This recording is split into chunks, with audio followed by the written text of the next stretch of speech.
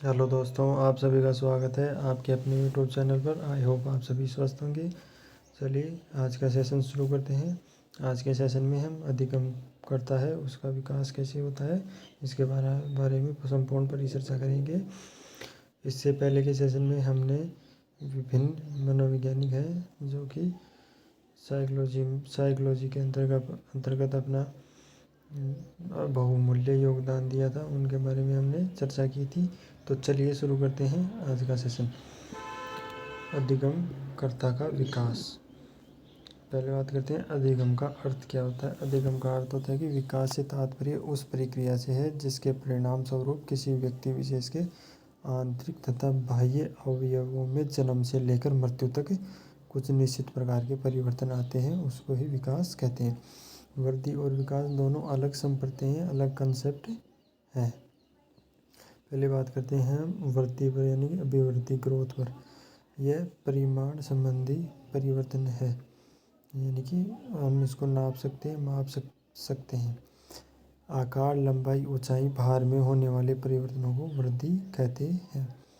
वृद्धि आजीवन नहीं चलती है। एक उचित उम्र के बाद में वृद्धि शरीर की वृद्धि होना रुक जाती है। वृद्धि में होने वाले परिवर्तन स्वतः ही दृष्टिगोचर यानी अपने आप दिखने लगते हैं। वृद्धि के साथ साथ सदैव विकास को होना आवश्यक है। वृद्धि तभी हो सकती है जब विकास भी होगा, लेकिन वृद्धि ना हो तब भी होता है। वृद्धि शारीरिक परिवर्तनों को प्रकट करती है। शारीरिक परिवर्तन होते हैं उनको वृद्धि क्या करती है, प्रकट करती है, ग्रोथ प्रकट करती है। बात करते हैं हम विकास की, डेवलपमेंट की। तो यह एक गुणात्मक परिवर्तन है, व्यक्ति में होने वाले सभी परिवर्तनों को प्रकट करता है। विकास एक सतत प्रक्रिया है जो कि कंटिन्यू चलती रहती है जीवन पर्यंत। विकास से बालक की कार्य क्षमता, कार्य कुशलता एवं व्यवहार में प्रगति होती है। विकास वृद्धि के बिना भी संभव है। विकास में शारीरिक, मानसिक, संवेगात्मक योग्यताओं में प्रगति होती है, यानी उनमें विकास होता है। विकास का सीधे मापन संभव नहीं है। विकास ये मोस्ट है कि विकास लंबवत न होकर वर्तुलाकार होता है। इसमें क्वेश्चन बन सकता है कि विकास किस प्रकार का होता है, लंबवताकार, वर्तुलाकार और अन्य भी। तो इसमें क्या होगा, उत्तर वर्तुलाकार होगा।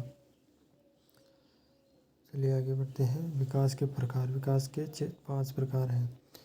एक तो शारीरिक विकास, एक संवेगात्मक विकास, एक सामाजिक विकास, एक ज्ञानात्मक विकास, एक भाषात्मक विकास। विकास की अनेक अवस्थाएं होती हैं।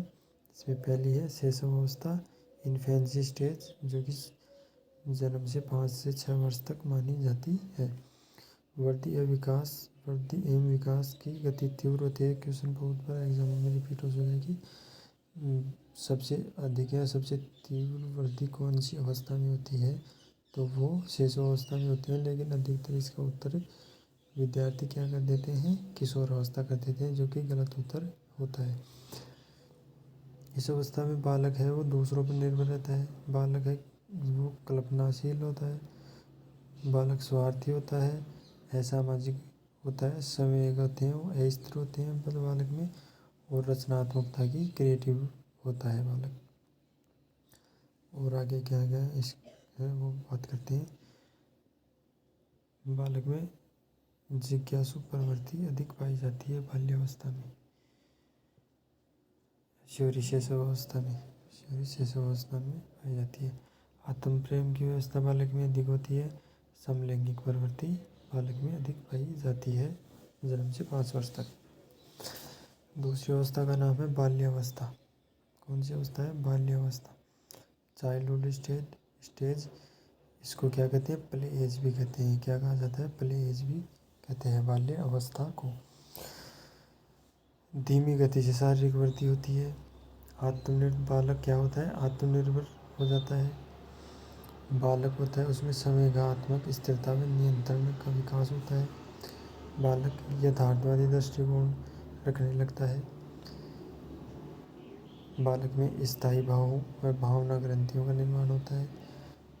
बालक में यौन संबंधी विकास होते हैं। मानसिक विकास होता है, रुचियों का विकास होता है, निरुद्देश्य भ्रमण करने का विकास होता है, खेलों के महत्व को वो खेल अधिक खेलता है, मतलब है कि इस अवस्था में बालक खेल अधिक खेलता है।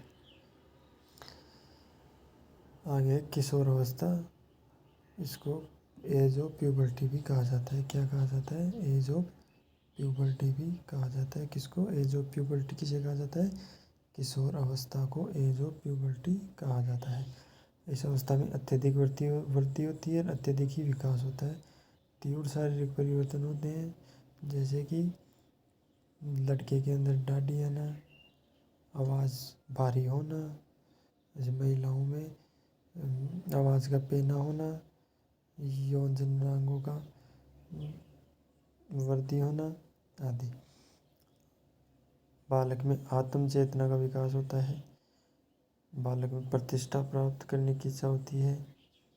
बालक में काम चेतना की वृद्धि होती है। बालक में समर्पण की भावना का विकास होता है। बालक चाहता है कि सभी के समक्ष वह आकर्षक बने, सभी का ध्यान उसी की तरफ रहे, ये उसके मन में इच्छा चलती है। बालक में आदर्शवादी प्रवृत्ति का विकास होता है। ये उम्र दिवा सपनों की उम्र कहलाती है। जीवन साथी की इच्छा होती है। द्वंद्वात्मक परिस्थितियों का सामना करने का विकास होता है। कौन सी अवस्था में होता है? किशोर अवस्था में होता है। अब बात करते हैं संवेगात्मक विकास की। संवेगात्मक विकास प्रेम, क्रोध, घृणा, भय आदि संवेग बालकों के व्यक्तित्व और विकास में महत्वपूर्ण भूमिका निभाते हैं। संवेग यानी इमोशंस के दौरान शरीर में होने वाले परिवर्तन निम्न हैं। एक तो क्या होता है कि हार्ट बीट तेज हो जाती है, बीपी कम होना, शरीर के तापमान में अंतर आना, शरीर की मांसपेशियों में तनाव आ जाना, मुखाभिव्यक्ति में परिवर्तन, शारीरिक मुद्रा में परिवर्तन और बात को कहने में या स्वर अभिव्यक्ति में परिवर्तन होता है। मैकडूगल ने जन्म के समय भय को एक महत्वपूर्ण इमोशन माना है। आगे बात करते हैं नवजात शिशु में संवेगात्मक अनुक्रिया की योग्यता पाई जाती है। प्रारंभिक बाल्यावस्था में संवेगों में संवेगात्मक तीव्रता अधिक होती है, यानी संवेगों की तीव्रता अधिक होती है। कौन सी अवस्था में? प्रारंभिक बाल्यावस्था में। प्रारंभिक बाल्यावस्था में बालिकाओं में स्नेह तथा चिंता अधिक पाई जाती है, जबकि बालकों में क्रोध प्रदर्शन अधिक होता है। उत्तर बाल्यावस्था में धनात्मक संवेगों का प्रदर्शन अधिक होता है। किशोर अवस्था में संवेगात्मक शक्ति का प्रवाह तीव्र होता है। किसमें? इस किशोर अवस्था में संवेगात्मक शक्ति होती है, वो बहुत ही तीव्र होती है। किशोर अवस्था में एक किशोर के लिए अपने संवेगों को कंट्रोल करना बहुत ही कठिन हो जाता है। एक इंडोक्राइनियन नामक ग्रंथि आती है। ये इंडोक्राइनियन ग्रंथि अगर असंतुलित हो जाती है तो संवेगात्मक तनाव उत्पन्न हो जाता है। संवेगात्मक वृद्धि के 3 कारण हैं। एक तो शारीरिक कारण, मनोवैज्ञानिक कारण और पर्यावरणीय कारक होते हैं।